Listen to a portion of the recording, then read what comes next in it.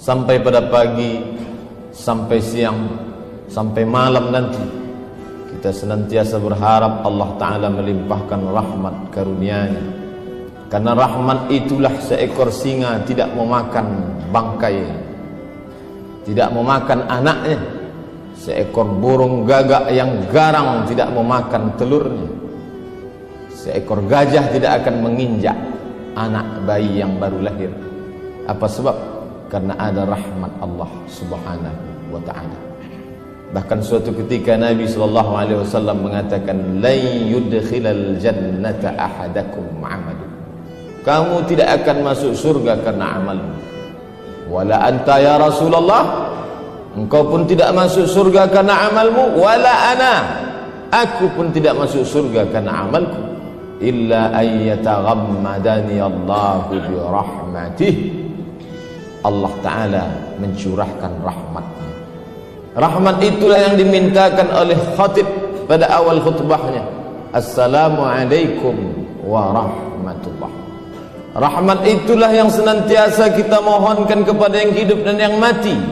Allahumma ghfir lahu warhamhu. Dan pada saat duduk antara dua sujud kita mintakan, Rabbighfirli warhamni. Kenapa orang yang berdosa sampai siang ini masih hidup?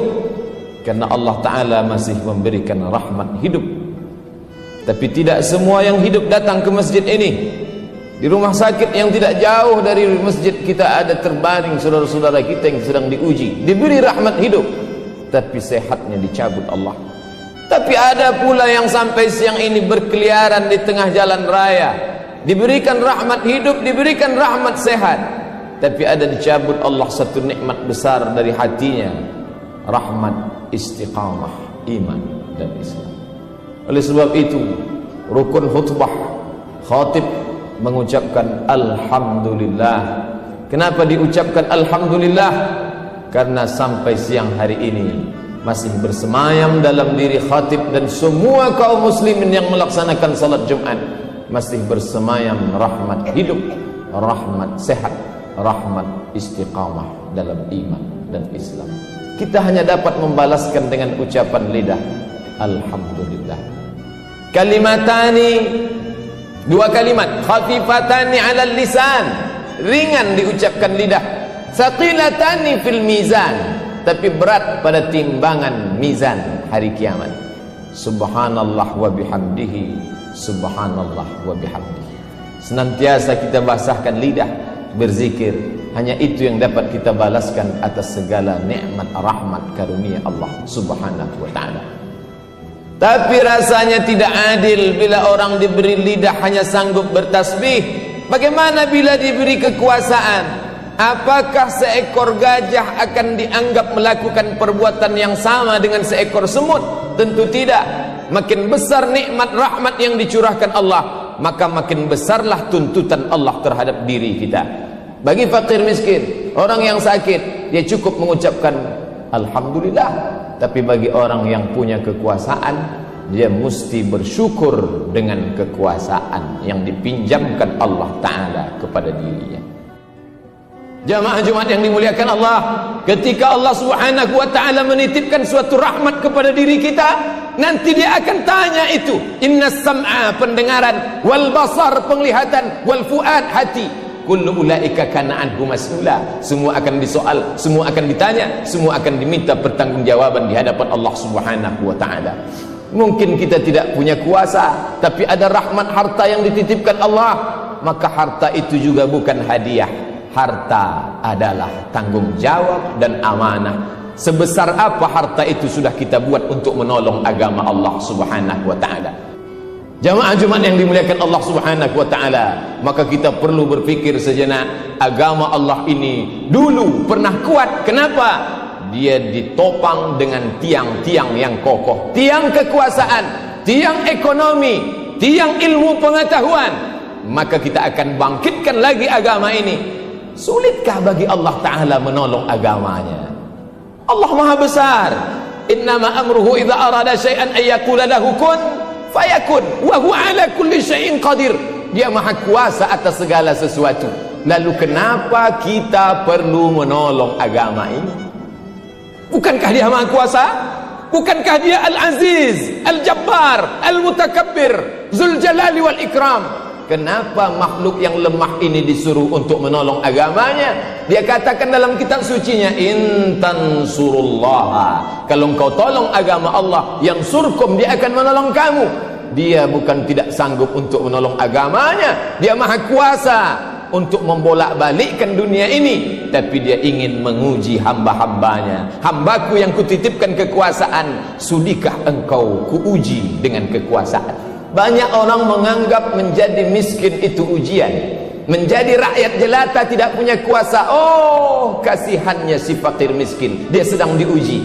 Tapi banyak yang tidak sadar bahwa kekuasaan adalah ujian, bahwa harta adalah ujian.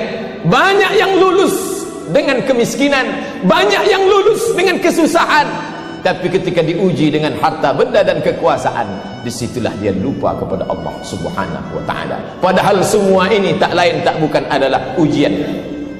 Ketika raja diraja, Sulaiman anak Daud alaihissalam, bagaimana kekuasaan Nabi Sulaiman? Dari sungai Nil Afrika Utara sampai sungai Efrat di Irak, Asia Afrika, kekuasaan Sulaiman. Bagaimana kehebatan Sulaiman? Sulaiman sampai-sampai menguasai tidak hanya dunia manusia, sampai kepada dunia jin ifrit pun dikuasai oleh Sulaiman. Ya ayyuhal mala'u, wahai pasukan bala tentaraku, ayyukum ya'tini bi arsyiha, siapa yang sanggup memindahkan singgasana kursi Balqis, Ratu Balqis punya kekuasaan di Yaman, kerajaan Sabah. Siapa yang bisa memindahkan kursi Balqis dari Yaman ke Palestina, 3000 km jauhnya? Siapa yang bisa? Wa qala ifritum minal jin, berkatalah jin ifrit, ana atika bihi, aku sanggup memindahkan kursi Balqis qabla an taquma min maqamik, sebelum engkau tegak dari tempat dudukmu. Belum kau berdiri hai Sulaiman, kursi Balqis sudah sampai.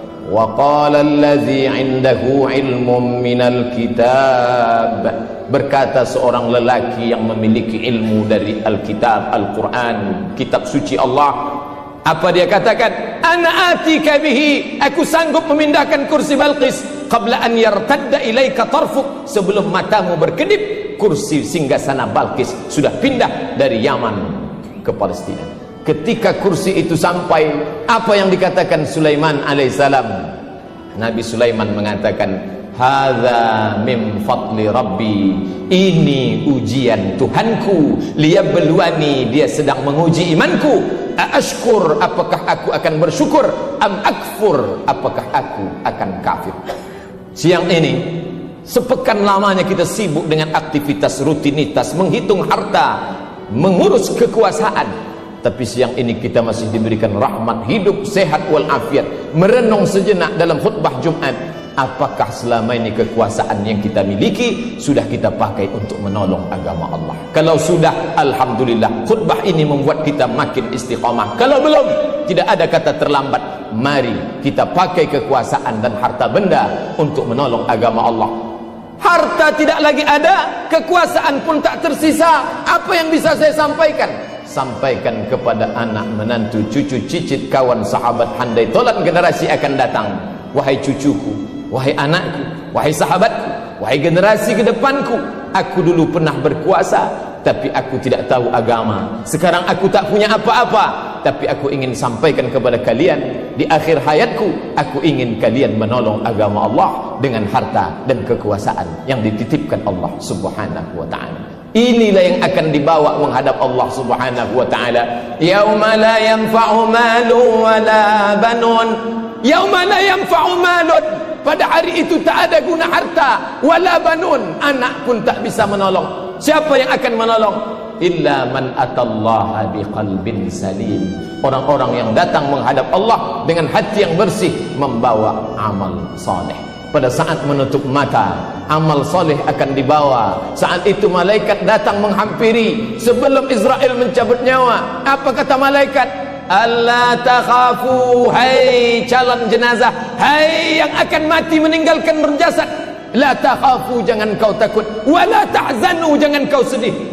Wa abshiru bil jannati allati kuntum tu'adun. Berbahagialah kau mendapatkan surga yang dijanjikan Tuhan. Saat tersenyum, saat itulah ruh keluar dari jasad, dibawa oleh malaikat Israel menghadap penciptanya Allah Subhanahu wa ta'ala.